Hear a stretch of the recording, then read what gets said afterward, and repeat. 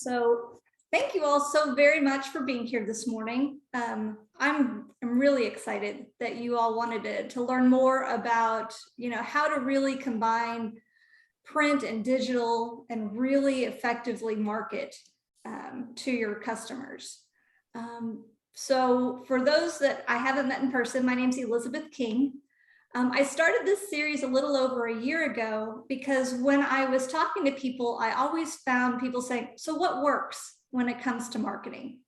And I had to say, it's different for everybody based on your business, your customers, your goals, what you're trying to accomplish. And so not every tactic that's out there is going to be the right tactic for you. I think my favorite example was I had an accountant ask me if he should be on TikTok. Like, I don't know if that's the right thing for you. And so my business is really focused on branding and marketing strategy. So helping people understand who you are as a company, what it is that you do, what should your key messages be? And then let's look at your business goals. What are you trying to accomplish? Let's look at your audience. How do they like to get their information? And then really create strategies that can be measured. So what works for you? What tactics resonate with people? What doesn't resonate? And so that's really how this all came about. And so I'm excited that Bryant's going to be here today with us. He's got some great information to share. He's a friend that I partner with quite a bit. And so I am going to share my screen and get started. And I could possibly have the slowest computer on the planet, so give me just a moment.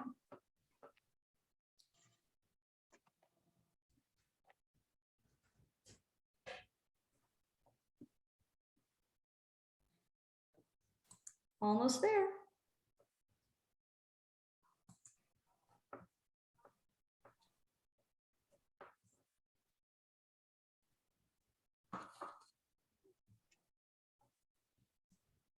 My computer's thinking about it. There we go. Okay, so today, the convergence of print and digital marketing. So what we're going to talk about, because as I mentioned, I love marketing strategy. I'm going to talk to you a little bit about the difference between marketing strategy and tactics.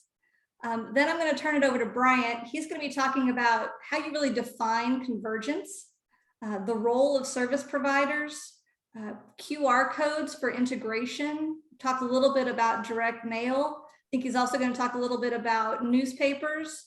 And then we're going to open it up at the end for Q&A. So feel free along the way if you want to put something in the chat if you have a question, or if you just want to hold on to it until the end.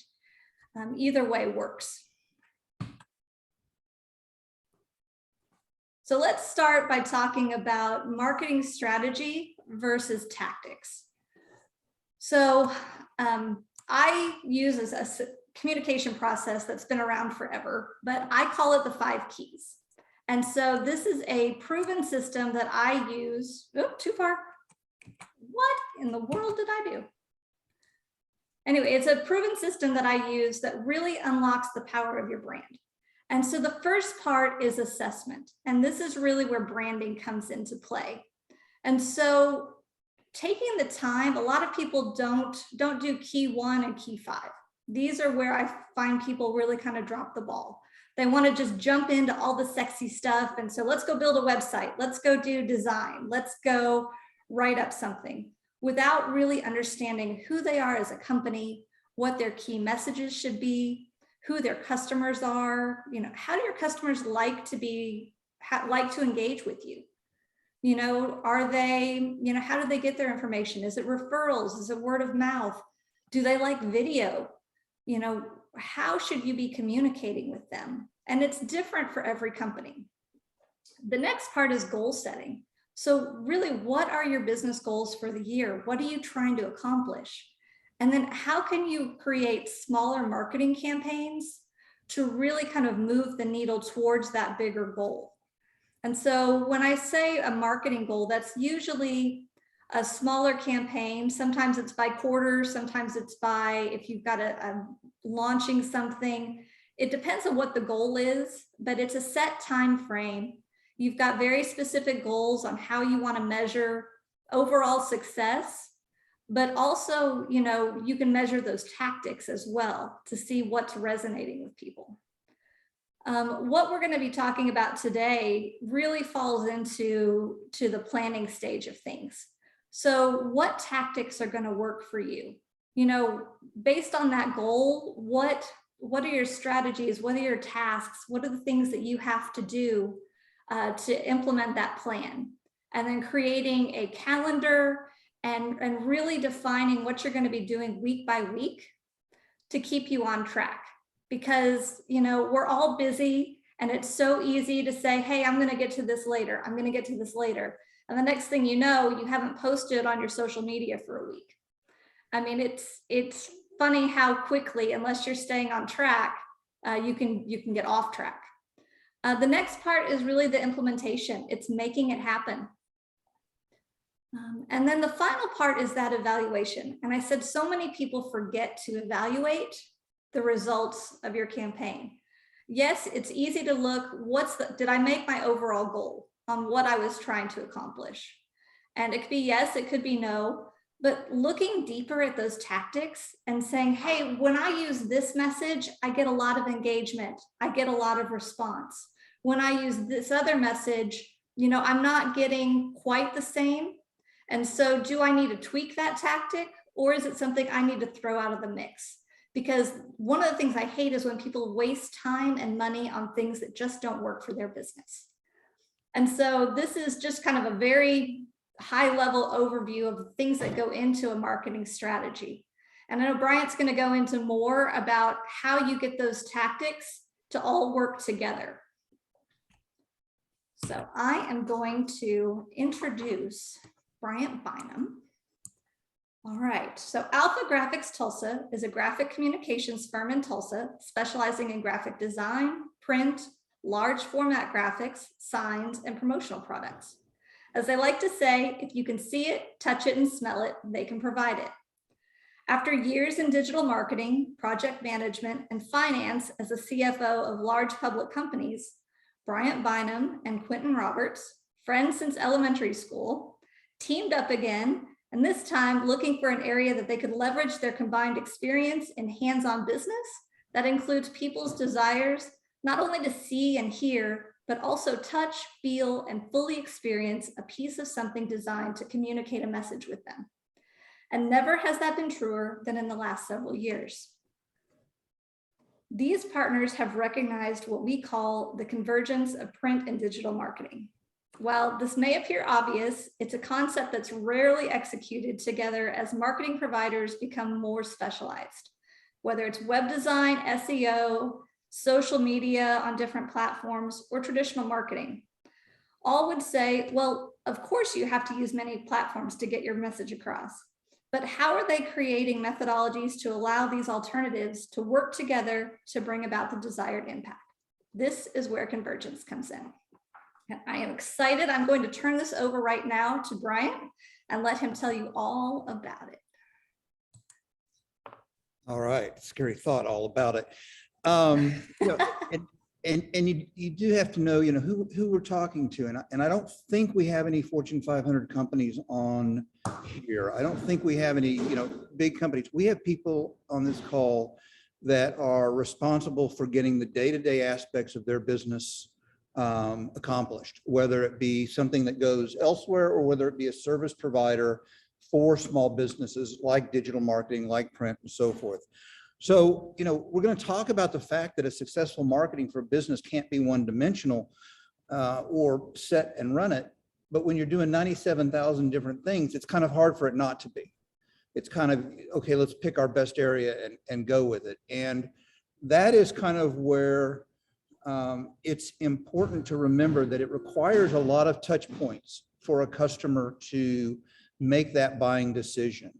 And if they just see you in one aspect or in one role, you look kind of one-dimensional. But if you can do things so that they're seeing print, they're seeing social. When they look you up on the web, they're getting information and so forth. Then it gives them the impression of being more multidimensional, a larger, not bigger, but larger part of what you're trying to accomplish. So, the other aspect of that is that since Blueview, the digital marketing company that I had, we've really seen service providers become more and more specialized. It used to be to say, hey, we're in digital marketing, and knowing a little bit about everything was enough. We had Delana last time that was extremely focused on social marketing. You'll hear people like Iris talk about LinkedIn. Then you've got people that are specialized in the search side of things, the website development side, the print side, the general communication side. So each of us have become more specialized over the last 5 or 6 years, at least from what I've seen. So one of the things that has become important, and you're going to hear this referenced a number of times, is this whole aspect of friends. I think that looking at a printer or a graphics communications company, looking at an SEO company, we need to be experts in our field, absolutely, but we also need to have a working knowledge of all of the other things, what I call the art of the possible, and have people that we're willing to reach out to bring into a situation so that we're really more focused on driving value to the client than getting through a project and making it work. So, that's a little bit where this whole idea of convergence comes in. I started using that term about 5 years ago in the digital marketing space, reminding people that they needed to be focused on print. I think that's part of the reason why, we kind of moved into that. We've seen a lot of examples, but most of the things that we've seen have been pretty grand. I mean, we're talking about, huge graphics on the side of the building that you can put your camera up to, or special glasses, and see the dinosaurs or see the actors giving a play or something like that.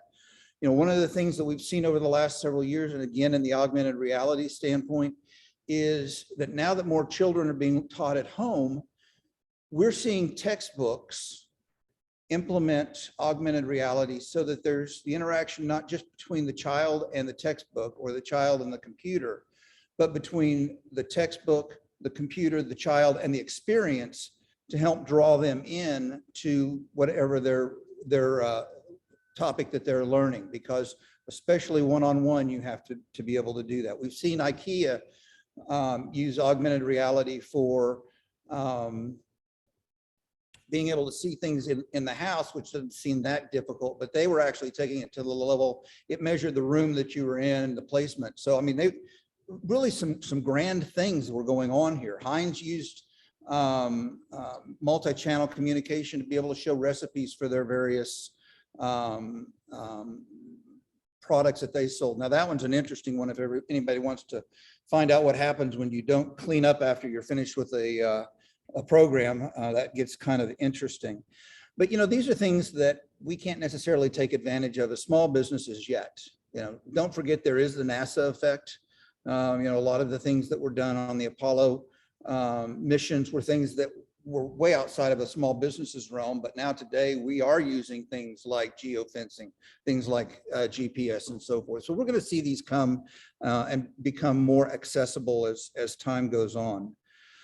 But when we look at convergence on our scale, it really, it's not about sending the same message, the same call to action across multiple channels. There are times that you want to do that if you're strictly in an awareness stage and going to follow it up with something. But for the most part, what we want to do is to prepare the client to take a future action. We want each component to have its own purpose in moving the customer down that sales funnel. Hitting them with the same thing time after time has its places, but in a lot of places, what you really want to do is continually engage that customer so that each time they're doing something, they're moving further down the funnel. You're getting a higher level of credibility, and they're getting closer to taking a call to action that ends up leading to revenue for you. And we use the term print and digital here. It doesn't stop there. I mean, telemarketing, you're going to see some examples of that in here. It's really all forms of marketing, but it's making sure that the service providers that you're working with help bring those things to the table. And you're not, as a small business owner, having to deal with each one-on-one, because we all know that that's not going to happen as much as we would like to be. Stepping back for a second on print, you know, a lot of people, when we started this a year and a half ago, were like, why are you getting into print? Well, A, because we enjoy it, but B, because even though 10 years ago people were saying print is dead, it's not dead. And it's also not a slave to the other forms of marketing, and they're not a slave to it. So, you know, people still want to experience things that they can touch and feel and smell. And yes, our products do have like a new car smell, and people still want that. You know, millennials are supposed to be the digital generation.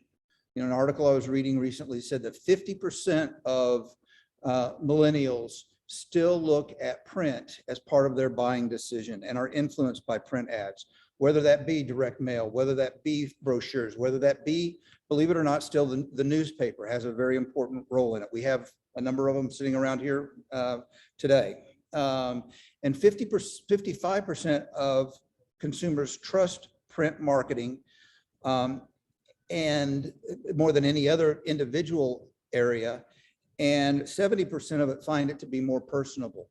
So if you can start out with that print, that confidence level, and then use that to springboard where you can get them the information that the client needs, then you know you're bringing credibility to yourself and to all the forms that you're using throughout the channel. You know, one of the drawbacks of print is the limitation of information. You know, and when people try to provide too much information into print, they're going to fail. I mean, who has time for all of that? But if you can use that awareness and that interest as a jumping off spot to take them to a website, to take them to a form to fill out information, to take them to a video or something like that, that then provides that more detailed information, you're getting the credibility, you're getting the awareness, and then you're getting the knowledge that they need to be able to make a buying decision. So, you know, I'm going to go back to the fact that in marketing, it's incumbent upon the owners to determine what they want to accomplish. But in small business arena, it's important on people like Delana. It's important on people like Elizabeth. It's important on for people like Dominic to look at not just their area, but have the relationships to be able to bring other aspects to the table and then coordinate it for the customer. We may be a small part of a total budget, but believe me, we're always thinking about what else can be done to help make the customer successful. And that's why we use the word friends when we're referring to that. When I'm referring to Elizabeth as being a friend, or I'm referring to Clint as being a friend, I hate the word partners. You know, it's been overused, it's been misused, and it doesn't really embody confidence. Having a friend that you have the knowledge and the experience with, and that you're very comfortable putting in front of your client, and that they're going to be able to deliver the results your client needs, and it's going to look good on you, is something that's very important. So let's talk about some areas in print and digital. You know, the most obvious is QR codes, and it may sound boring, but it's not, and it doesn't have to be. And you know, you're trying to find a way to get somebody from a physical world into a virtual world, and QR codes really tend to be the best avenue for doing that. They've been around forever. In fact, I remember in the early 2000s, I was looking at something called a cat. Yes, it went along with the mouse. And their hypothesis was that people were going to watch TV and that they were going to look through magazines and catalogs with a computer beside them. And how do you link them in? They were ahead of their time. Great concept. The market wasn't ready for it yet. You know, in the early 2010s with Blueview, I was like, hey guys, we got to get into these QR codes. Nobody's utilizing them. And everybody's like, that's old news. You know, nobody cares about QR codes. They're boring.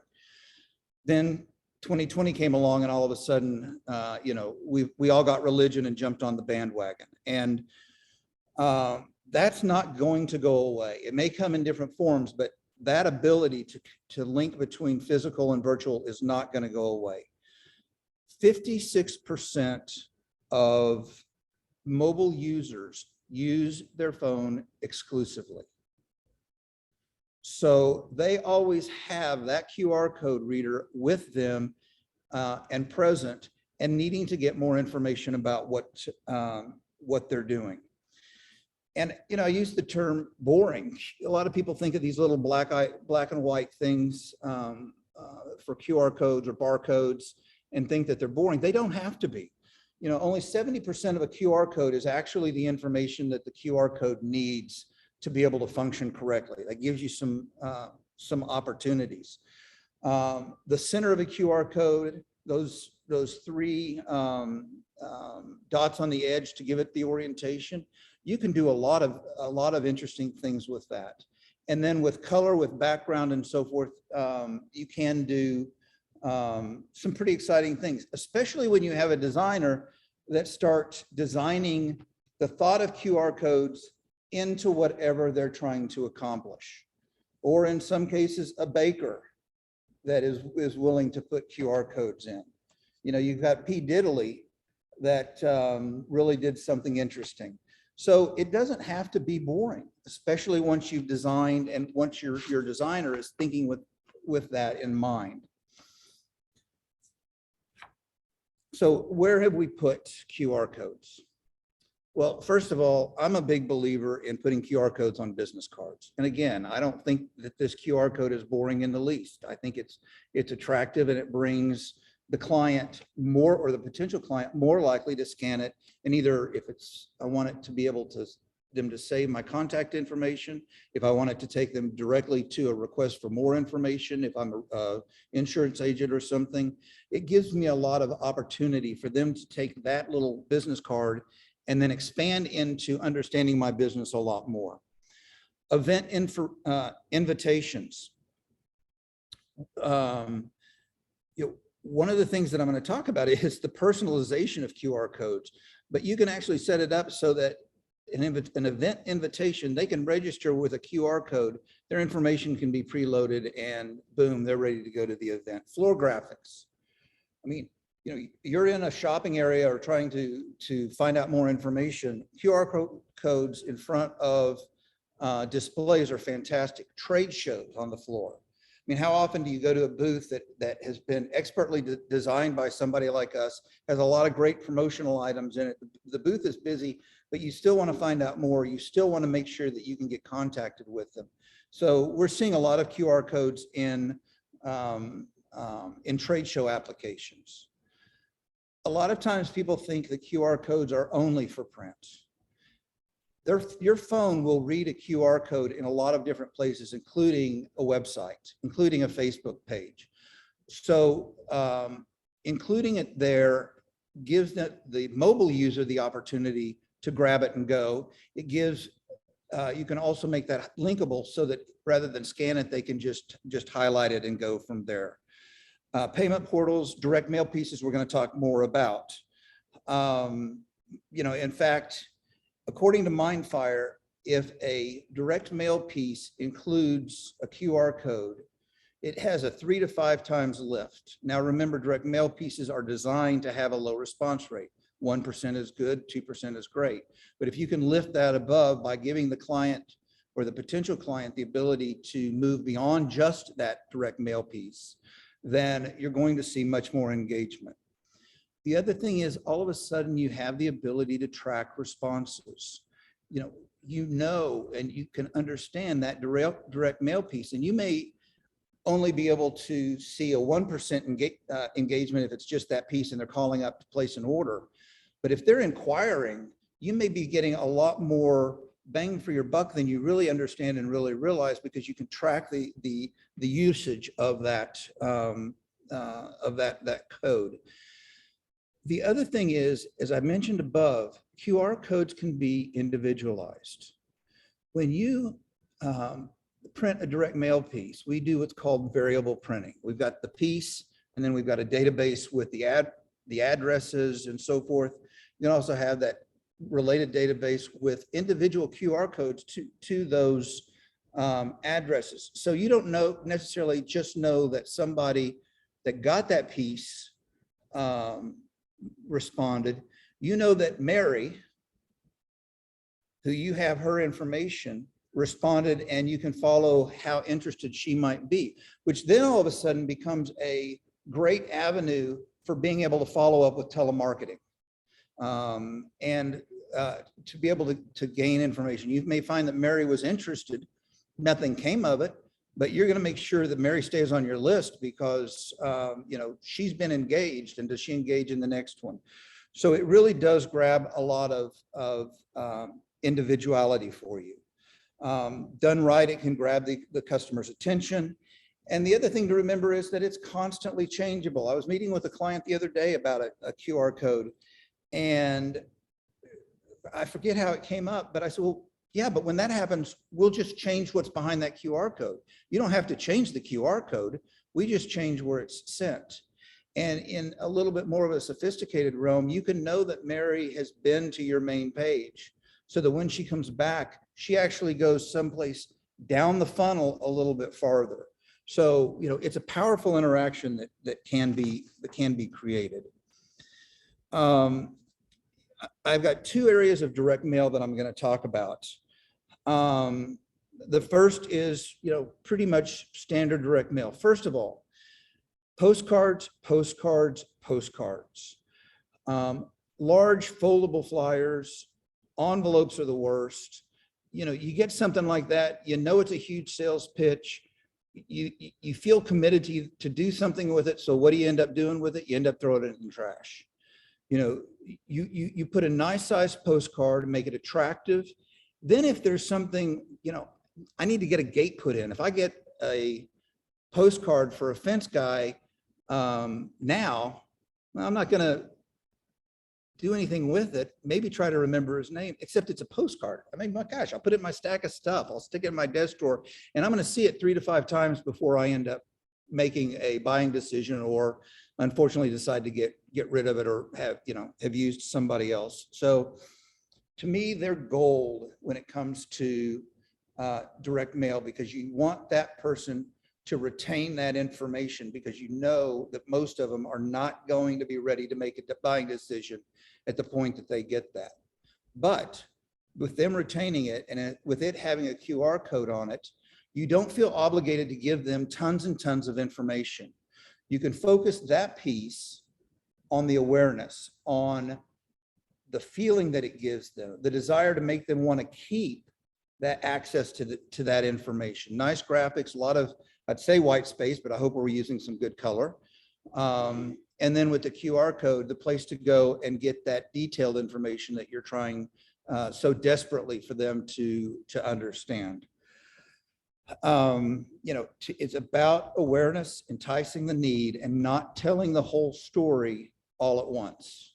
And this gives you an avenue to be able to continually improve the story or expand the story that you're taking, that you're giving them.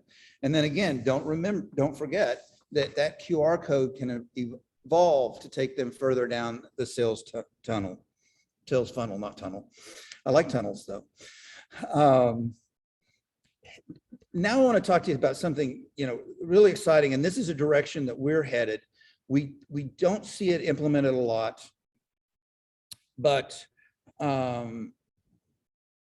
we're beginning to go down this road. And again, it deals with having friends that can help implement this, because for a small business, it needs to be a one-stop shop. They need to be able to look big, look expansive, without having to put the owner's time and effort into doing that. So what we're looking at is, where we think the direction of direct mail is going, is the ability to target potential customers prior to them receiving the direct mail piece. So if you have a group of customers, 5,000 not customers, but leads, 5,000 leads that you're going to send a direct mail piece to, serve them up ads in their social platform to be able to have seen that ad, have seen the colors, the branding, and so forth, so that when that direct mail piece comes in, they've already had 2 or 3 or 4 touches before they're looking at it. They're more likely to go, oh, I know what this is about. And it, efficiently, they can say, I'm not interested, or I want to make sure that this is something that I take a look at. Now, how do you do that? One of the things that you try to do with your list is, and that's not something that the client does, that's something that's done in the background, is that when the list is generated, you're also grabbing website addresses, email addresses. And once you grab that, then you can start serving up ads as they are on their social platforms going around the web.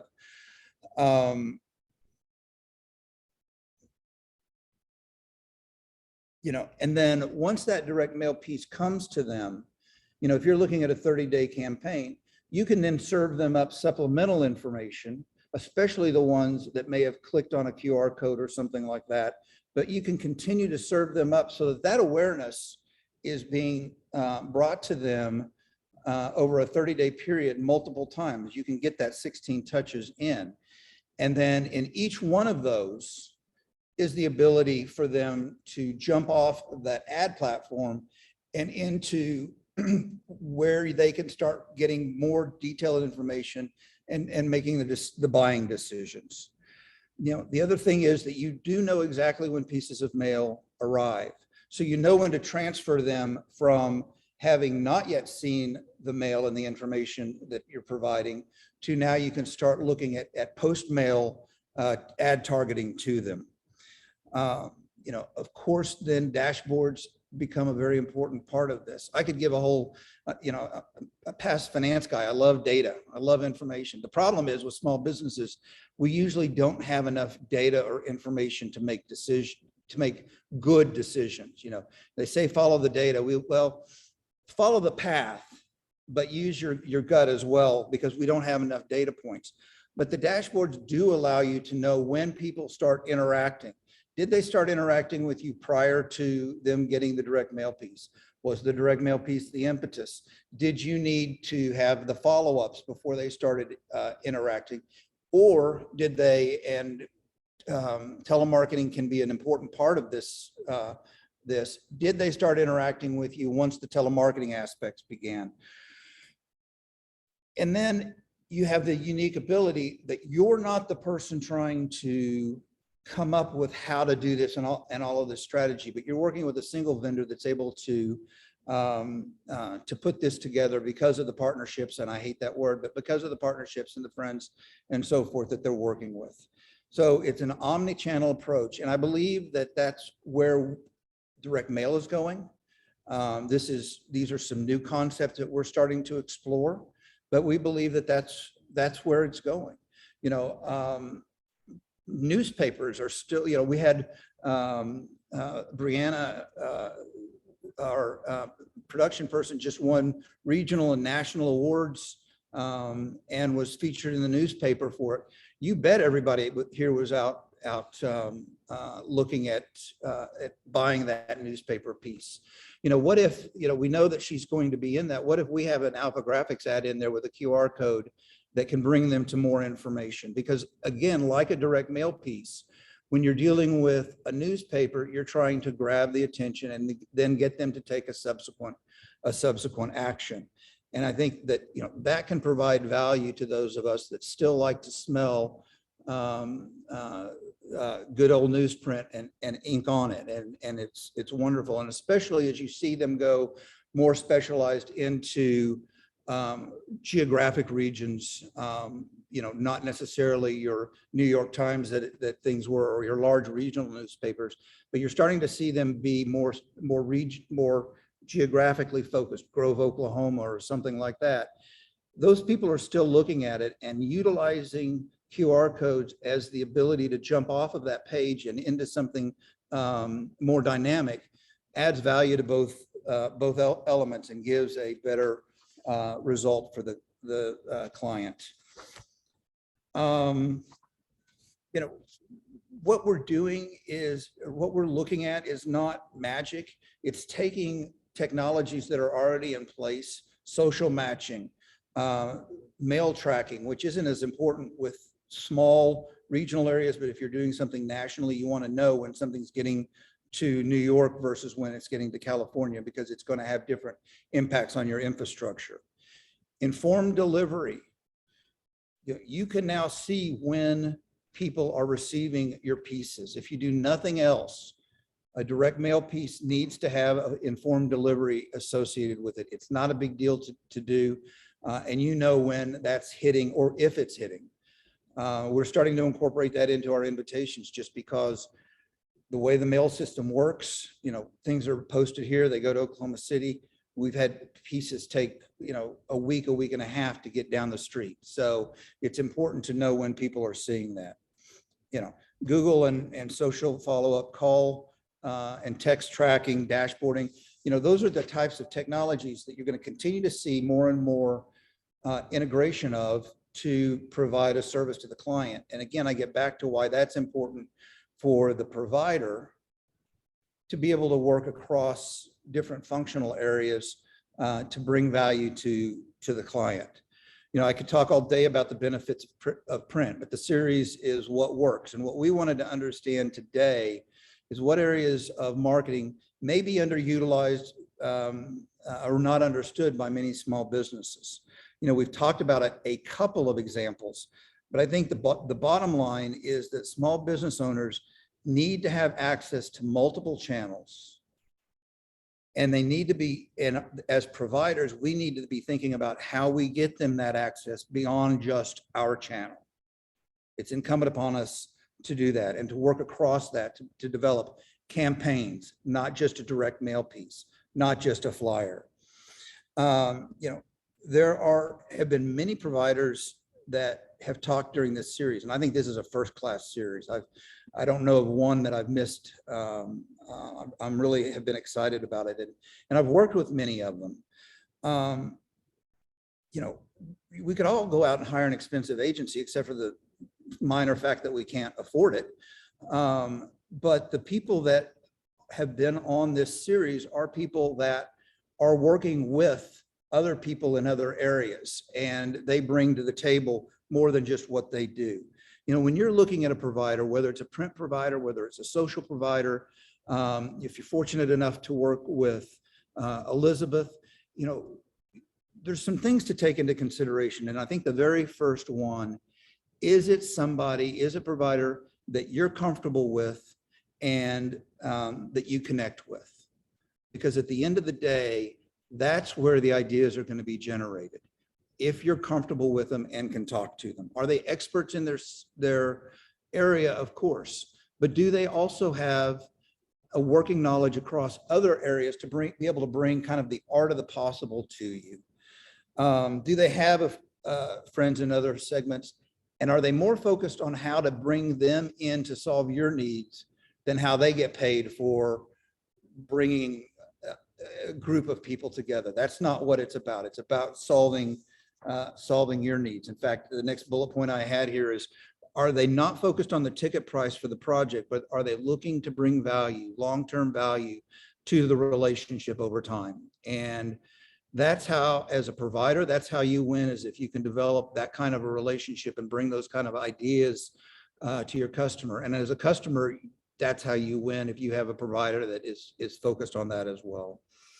At AlphaGraphics Tulsa, we've got on our wall, and we absolutely believe that our success is based upon the success of our clients.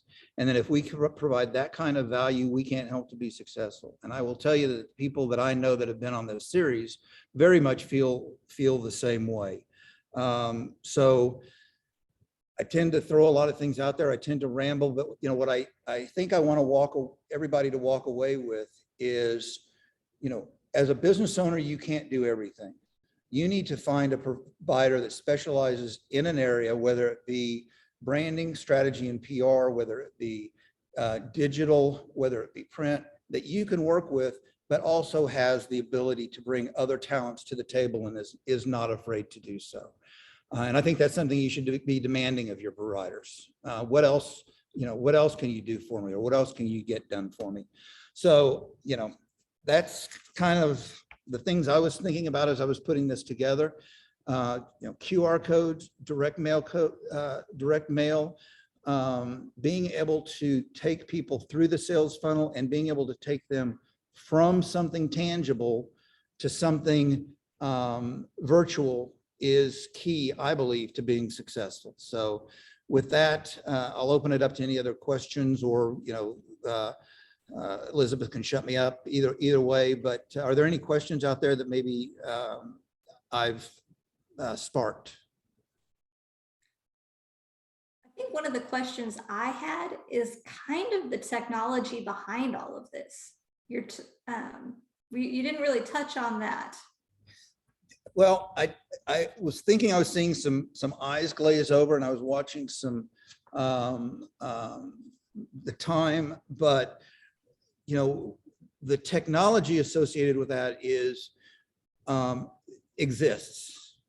And what it does is it involves a provider that's working with an integrator that's bringing all of those things together.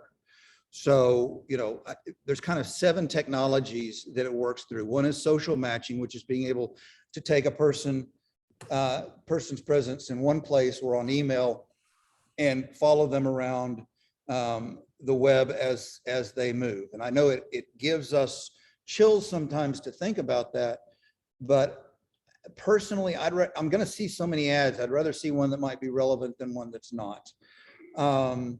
There's, through the USPS, there's the mail tracking, where you can track, just like with UPS, track your package. You can track where a mail piece is at a specific time. Then there's the informed delivery. And I know the way I found about it, informed delivery 4 or 5 years ago, was when my mother used to look on her iPhone every day about 4 o'clock and see what she got in the mail to decide whether it was worth going to the mailbox or not. That's there. Direct mail, that's easy enough. Mm-hmm. Having the receipt of the direct mail piece hitting, and then doing Google and social media follow-up. We've been doing call tracking for many years, where if you send out a direct mail piece, how do you usually find out if it did any good? Did they call that number and utilize that call tracking? And then dashboarding is something that's being used every day. So, is that something that AlphaGraphics does in-house? Absolutely not. Is it something that we work with an integrator to be able to provide that service, and with our friends to be able to provide that service? Absolutely.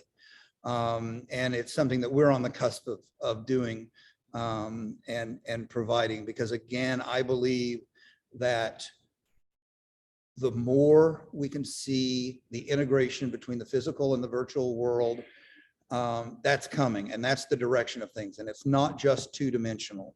Whether we like it or not, it's not just two-dimensional. Did that answer your question, Elizabeth? Yes, it did.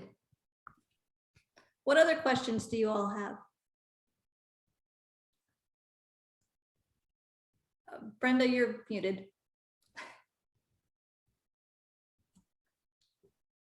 Brenda, you're still muted. I can't. There. How's that now? Good. Can you hear me now? Okay, thank you. I was very interested in wanting to see this presentation, because I'm the advertising director for the Muskogee Phoenix. Excellent. And my staff and I are very keenly aware of what we need to offer, everything that we can.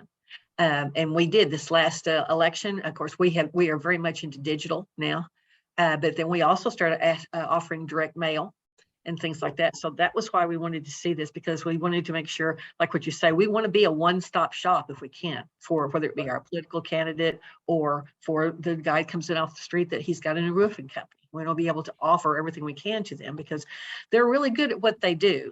They just need someone to be really good at helping them promote what they do. And so that's what we want to do. Well, and interestingly, newspapers, unlike a printer, newspapers have been one of those places where people kind of go wanting that advice and so forth. I actually had a company back in the 2000s when all the ads, creating the ads for the newspapers were getting offshored to try to reduce costs. We actually provided up in northeastern Pennsylvania those services, primarily for like the Newark, some of the northeastern newspapers, where we brought it back onshore, but used technology to be able to compete price-wise with the salaries that were being paid. And I think newspapers have, they've finally kind of gotten their legs on how to deal with this digital and this digital world. And I think, a lot of these technologies really provide, especially like you said, the Muskogee, or I think it was, more local approach and being able to be that one-stop shop for people. So I think that's fantastic, Brenda.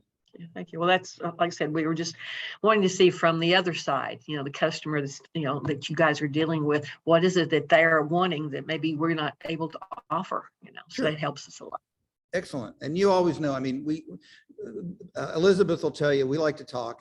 We're not, everybody that walks through the door, it's not about a sales pitch. It's about, just talking and understanding. Things come later. So if you want to follow up with some more, Brenda, please reach out. Love to have more conversations with you. Thank you. Thank you very much. I appreciate it. It was very informative today. Good. Thank you. Any other questions today? We covered a lot. There's a lot of good Fire stuff hose though. things.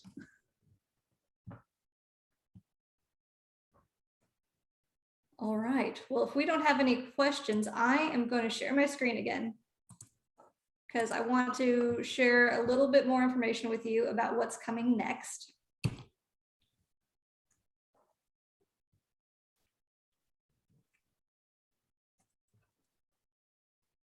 It's going to work for me, I promise. Okay. So next month, we are going to be talking on August 18th about the impact of graphic design. And so a lot of questions I get is, so when's it time for a brand refresh? How important is graphic design? Can I do it myself through Canva? Do I need to hire somebody? So we're going to talk about how graphic design really impacts the way customers view your brand. And if you have missed any of the webinars we've done over the past year, all of them are on YouTube at King PR and Marketing. Here are just a few of the ones that we've done in the past. But some things that people need to know. There's a lot of questions around SEO and your website, the importance of online reviews. That's huge right now. Building trust through video. Really, this series is just about kind of the tactics that are really being effective right now. And are there things that you can learn or get better at that can, maybe take your marketing to the next level? And so I love sharing information. And as Bryant said, it's all about friends. And this is so much my business model, because I love the strategy and the writing and the branding, but I can't design a website and I can't design a logo. And so I have great friends that, depending on what the goal is of the client, we bring everybody together to really help achieve whatever the client's goal is. And so that's really just bringing my friends together for this webinar series to help educate people and expose them to things that maybe they don't have time to go research themselves. And so with that, if you guys have any questions about marketing or just want to connect and please reach out to me. If you'll just go to kingprmarketing.com, meet us. We can schedule 30 minutes to chat. I absolutely love networking and getting to know people's businesses better. And if there are ways that we can collaborate and help, that's great. If there's somebody in my network that I can help you with or introduce you to, I'm happy to do that too. So with that, I just want to say thanks for being here. And thank you, Bryant. This was incredibly valuable. I've taken lots of notes and there's lots of things I'm going to take away from this. And so with that, we're going to wrap it up. I'm going to give you a few more days back, or a few more minutes back in your day. And thank you so much for being here. Hope to see you next month. Thank you, Elizabeth. Thank you, everybody. Bye. Thanks, Elizabeth. Thank you. Thank you.